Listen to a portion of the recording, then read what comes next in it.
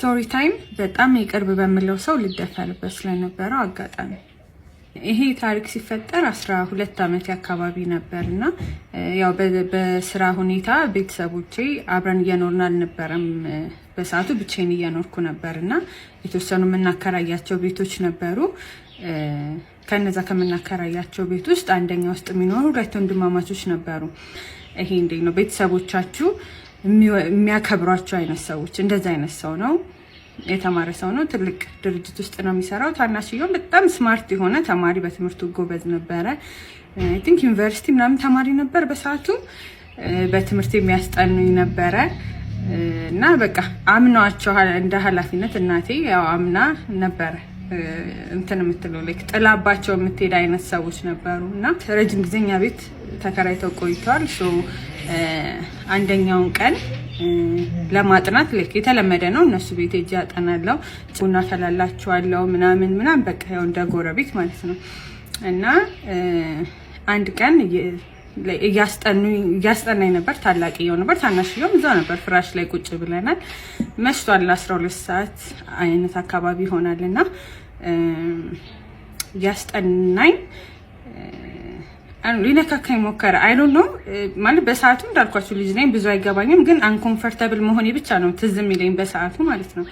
እና በቃ እያስጠናኝ ምናምን በቃ አልተመቸኝ ማለት ይረብሸኛል ነገሮቹ ማለት ነው። መውጣት ነበረብኝና ሽንት ቤት ደርሼ እመጣለሁ ብዬ ወጣሁኝ። ከዛ ወጣሁኝና ቀስ ብዬ ግቢ በር ከፍቼ ጎረቤት ጋር ነው ሄድኩት። የድሮ ጉርብትና ታውቃላችሁ፣ አብራችሁ የምትበሉበት የምትጠጡበት ሄዳችሁ የምታድሩበት ነው፣ እንደ ቤታችሁ ማለት ነው። እና ሄድኩኝና እነሱ ጋር ተደራራቢ ያለ በንከር ቤዳ፣ ከዛ ከስር ገብቼ በቃ ተኛሁ። አለቀስኩ በጣም ማለት ነው፣ ተደብቄ በቃ አለቀስኩ። ሰዓት ሄደ፣ 1 ሰዓት ከምናምን ሆነ እዛ ሁኜ።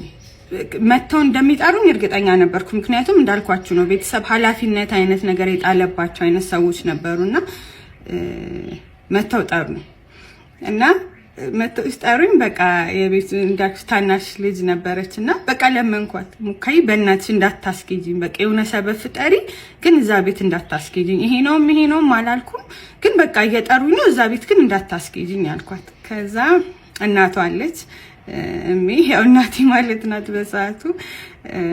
እዛ ወጣችና አይ እናቷ ደውላ መሲ ደውላ እናንተ ጋር ትደር ችግር የለውም ብላለች አለቻቸው። ከዛ እሺ ብሎ ተመለሰ። እዛ ቀን እዛ አደርኩኝ።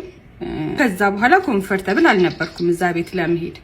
ከዛ 3 ቀን 4 ቀን አለፈ በዛ መሃል ማለት ነው። እና እነሱ ጋር አልሄድም፣ ሲጠሩኝም በቃ መጣው ምናምን ብዬ እቀራለሁ። ይሄንንም ለቤተሰብ አልተናገርኩም፣ ዝም አልኩኝ። ከዛ እንዳልኳችሁ ከ4 ቀን 5 ቀን በኋላ ያው ቤቴ ተኝቻለሁ። ቤታችን ሳሎንና መኝታ ቤት አለ፣ ሁለት ክፍል። ከዛ ደግሞ 3ኛ ክፍል አለ መኝታ ቤት ሆኖ በሩ የብረት በር ነው። ትዝ ካላችሁ ላይ ሙሉ ወጥ ብረት በር ነውና ላይክ በሩ እንደዚህ ይነቃነቃል። በሰማይ ሲነቀንቁት ቁልፉ እየሸሸ ሄድና ይከፈት ነበር የአንደኛው በር ማለት ወደ ውጭ የሚያስወጣው በር። ከዛ መሀል ላይ ደግሞ እኔ የምተኛበት ሌላ በር አለ። ያኛውን ክፍል ዘግቼ ከዛ እዚህኛው ክፍል ግን የድሮ በሮች ትዝ ካሏቸው እንጨት ደግሞ ይሆንና ሌላ መሀሉ መስታወት ያላቸው በሮች አሉ። እንደሱ ነበር የመሀለኛው። ዝም ብዬ ገጥሜው ነው እምተኛው። በመስታወቱ ይታያል። ከውጭ ስገቡ ፊት ለፊት አልጋዬ ነው ያለው፣ ወደ ውጭ ይታያል። አንደኛው ክፍል ውስጥ ከገባችሁ ማለት ነው። እና ተኝቻለሁ። እኔ ፐርሰናሊ ራቁቴን ነው የምተኛው ማለት ልብሴና ወላልቄ ምናምን እንዳለ አይደል፣ ልጅነትም ስለሆነ ራቁቴን ነው የምተኛው። በቃ አንደርዌር ብቻ አድርጌ ነው የምተኛው ከላይ ለብሼ።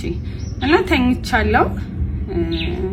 like in the middle of the night ነው ከእንቅልፌ ነቃሁኝና መንቃትም አይደለም እንደ መገላበጥ አይነት ነገር ነው። አስቡት፣ ብቻችሁን ናችሁ። 12 ተኩል ምናምን ቢሆነኝ ነው እድሜ። ሌሊት ስነቃ ያ ሰው ታናሽ ወንድምየው አልጋዬ ላይ ተቀምጧል። ማለት አልጋዬ ጠርዝ ላይ ተቀምጧል። ሁለቱን ክፍል አልፎ መጥቶ ሁለቱን በር ከፍቶ ገብቶ አልጋዬ ላይ ተቀምጧል። ስሜቱ እንዴት ብዬ እንደምነግራችሁ አላውቅም፣ ግን በጣም ያስፈራ ነበረ። ታስደነግጣል። እንዴት ሪያክት ማድረግ እንዳለብኝ አልገባኝም። ልጅ ነኝ ግን በዛ ሰዓት ራሴን ለመጠበቅ ጀስት አይምሮዬ ምን ያህል መጠቀም እንደነበር አልጮኩም። ለመጮህ ብሞክር በቃ ያፍነኛል አፌን። ያ ደግሞ ስትራግሉ ራሱ ወደ ሌላ ነገር ሊመራ ይችላል። አይ ዶንት ኖ ቱ ላይ የነበረው ሪያክሽን በጣም ያስፈራ ነበረ። ሜቢ ሂዝ ሃይ ላይክ ወይ አይ ዶንት ኖ ድረግ ነገር ወስዷል ወይ ደግሞ ሂዝ ድራንክ ሰክሯል። ግን እየመለሰልኝ አይደለም። አይምሮ ማለት በቃ የለም እንዴት ነው ዞን አውት አለ አይደለ? እንደዛ ነው። እና አሁን ላይ ሆኜ ስረዳው በሰዓቱ እናቴ መከላከያ ነበር የምትሰራው፣ 100 አለቃ ነበረች። እና ቤታችን ውስጥ ሰልፍ ዲፌንስ ምናምን መሳሪያዎች አሉ በደንብ። እና አሁን ላይ ሆኜ ሳስበው አይምሮ ውስጥ ላይክ በዚህ የሚመጣውን ኮንሲኩዌንስ እችለዋለሁ ወይ አይነት ነገር የለም። ላርገውና የመጣው ይምጣ ወይስ ላይክ በቃ ይቅርብኝ እንደምንም ብዬችን ደቂቃ ልለፋት ነበረ እንትን ውስጥ የነበረውና አይመልስልኝም። ምን ሆነ ነው? እና ፎጣይን ቶሎ ብዬ ማለት አሶላ ምናምን ለበስኩኝና በቃ በተቻለ መጠን ሰውነቴን ለመሸፈን እየሞከርኩ ነው። እና ምን ሆነ ነው ማለት ምን ሆነ ነው? ሰላም አይደለህም ምናምን አሞና ምናምን አልኩኝ። በቃ ምን ማድረግ ራሱ እንደነበረብኝ አላወቅኩም። እና ኢቨንቹአሊ ላይክ ከዛ እንትን ወጣና ከዛ እዚህ ልተኛ አለኝ። ማለት በተቻለኝ መጠን ላይክ አግሬሲቭ ላለመሆን እየሞከርኩ ነው። ራሴንም ደግሞ ላይክ ለማትረፍም እየሞከርኩ ነው አት ዘ ሴም ታይም ማለት ነው። እና ለምንድን ነው እዚህ የምትተኛው አልኩኝ። እና በቃ ላይክ በቃ እዚህ ልተኛ ምንም አላረግሽም ጀስት እዚህ ልተኛ አይሆንም አልኩኝ። በቃ አይሆንም ተነስቶ ወጥቶ ሄደ። ይሄን ነው በጣም ተጋላጭ በሆናችሁበት ሰዓት ላይ መሆኑ ላይክ እዛ ሰዓት ራቁቴን ነኝ፣ ሌሊት ነው ተኝቻለሁ፣ የሚሆነውን አላውቅም። ኤኒቲንግ ካን ሃፕን በዛ ሰዓት። ከዛ በኋላ ያሉትን ጊዜያቶች ነው የምላችሁ ለአመታት ለ2 አመት ለ3 አመት እዛ መኝታ ቤት አልተኛውም። ሳሎን ውስጥ ነበር ሶፋ ላይ የምተኛው። ይህን ስቶሪ ለቤተሰቦች አልተናገርኩም። ምክንያቱም እንዳልኳቸው ቤተሰብ የሚያከብራቸው ሰዎች ናቸው፣ በጣም የተማሩ የሚባሉ ሰዎች ናቸው። ይህንን ነገር ይዤ ብሄድ ቤተሰብ ምን እንደሚለኝ አላወቅኩም። ማለት ያንቺ ጥፋት ነው ለምን ሄድሽ ወይ ደግሞ እነሱ እንደዚህ ያደረጉም ያ ፍርሃት ውስጤ ነበርና ለምንድን ነው አሁን ላይ ማውራት የፈለኩት I have nothing to lose like አሁን ላይ እውነት ሲጀምር ፈጣሪ በጣም እንደሚወደኝ አምናለሁ። ብዙ በጣም አጣብቂኝ የነበሩ ሲቹዌሽኖች አሳልፎኛል እና አይ ኖ ዘ ስላይተስት ቼንጅ እሱ አይምሮ ውስጥ በዛ ሰዓት ቢኖርና ያ ነገር ተፈጥሮ ቢሆን ያ ጥቃት ደርሶብኝ ቢሆን ኖሮ በሰዓቱ ወጥቼ ደፍሬ አልናገረውም ነበር።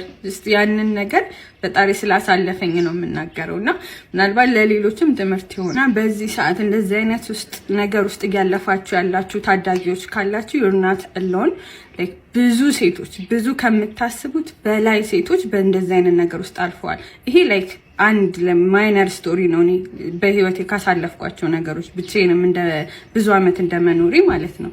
እኛ ያሳለፍነውን አሳልፈናል።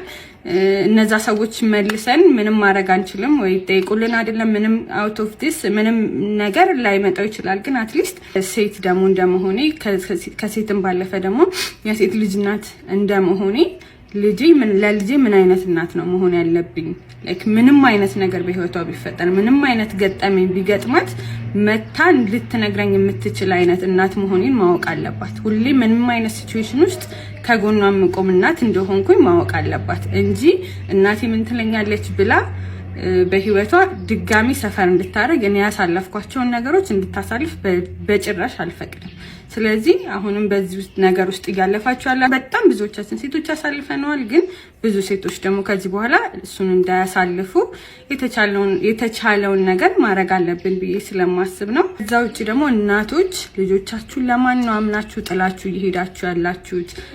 አይዘር ቤተሰብ ሊሆን ይችላል፣ ጎረቤት ሊሆን ይችላል፣ ጓደኛ ሊሆን ይችላል። ጥላችሁ የምትሄዱለትን ሰው ምን ያህል ታምኑታላችሁ? ልጆቻችሁን ከማንም በላይ ልጆቻችሁን አቅርቡ።